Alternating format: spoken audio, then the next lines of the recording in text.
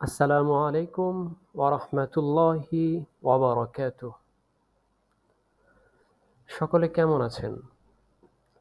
আশা করি আল্লাহ তাআলার অশেষ রহমতে আপনারা সকলেই ভালো আছেন। আলহামদুলিল্লাহ, আমিও ভালো আছি। চলুন বরাবরের মতো আজকের পর্বটি আমরা শুরু করে দেই। আজকে আমরা পড়ব ১১তম পর্ব। ১১তম পর্বের মধ্যে যেটা থাকছে সেটা হলো জবরের পরিচয়। ফার্স্টে আমরা শুরু করব প্রশ্ন দিয়ে। প্রশ্ন: জবর কাকে বলে? উত্তর হবে, হরফের উপরে কোনাকুনি টান চিহ্নকে জবর বলে। হরফের উপরে যে কোনাকুনি টান চিহ্নটা আমরা দেখছি সেটাকেই মূলত জবর বলে। চলুন তাহলে হরফের উপরে জবর দিয়ে আমরা প্র্যাকটিস করি। যখন আলিফের উপরে আমরা জবর দেই তখন উচ্চারণটা এরকম হয়: আলিফ জবর আ। আলিফ জবর আ, বাংলাকে যেটা আমরা আকার হিসেবে ব্যবহার করি। আলিফ জবর আ। বা জবর বা। বা জবর বা। তা জবর তা। তা জবর তা। প্রিয় শিক্ষার্থী, আপনি কি লক্ষ্য করে শুনছেন? যদি শুনে থাকেন তাহলে অবশ্যই আপনি আমার সাথে বলার ট্রাই করেন। তাহলে আশা করি আমাদের জড়তাও কেটে যাবে আর দ্রুত শিখতে পারবো ইনশাআল্লাহ। চলুন পরেরটা পড়ি। সা জবর সা। সা জবর সা। জিম জবর যা। জিম জবর যা। হা জবর হা। হা জবর হা। খ জবর খ। খ জবর খ। দাল জবর দা।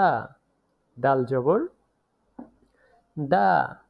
জাল জবর যা। জাল জবর যা। র জবর র। র জবর র। ঝা জবর ঝা। ঝা জবর ঝা। সিন জবর সা। সিন জবর সা। শিন জবর শা। শিন জবর শা। সদ জবর স। সদ জবর স। দদ জবর দ। দদ জবর দ। ত জবর ত। ত জবর ত। জ জবর জ। জ জবর জ। আইন জবর আ। আইন জবর আ। গইন জবর গ। গইন জবর গ। ফা জবর ফা। ফা জবর ফা। কফ জবর ক। কফ জবর ক। কাফ জবর কা। কাফ জবর কা। প্রিয় শিক্ষার্থী, আপনি কি আমাদের সাথে আছেন? তাহলে অবশ্যই একটু জোরে সোরে বলার ট্রাই করুন। আমরা একটু লক্ষ্য করে শুনি এবং লক্ষ্য করে বলি, তাহলে দ্রুত হয়ে যাবে ইনশাল্লাহ। কাফ জবর কা। কাফ জবর কা। লাম জবর লা।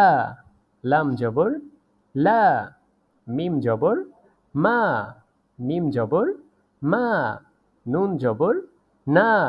নুন জবর না। ওয়াও জবর ওয়া। ওয়াও জবর ওয়া। হা জবর হা।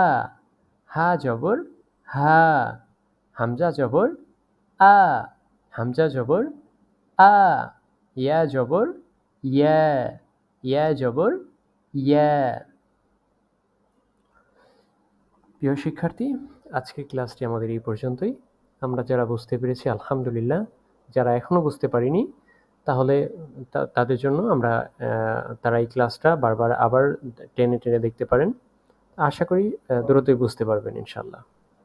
ঠিক আছে, তাহলে ভালো থাকবেন। দেখা হবে পরবর্তী ক্লাসে। সে পর্যন্ত ভালো থাকবেন, সুস্থ থাকবেন। আসসালামু আলাইকুম ওয়া রাহমাতুল্লাহি ওয়া বারাকাতুহু।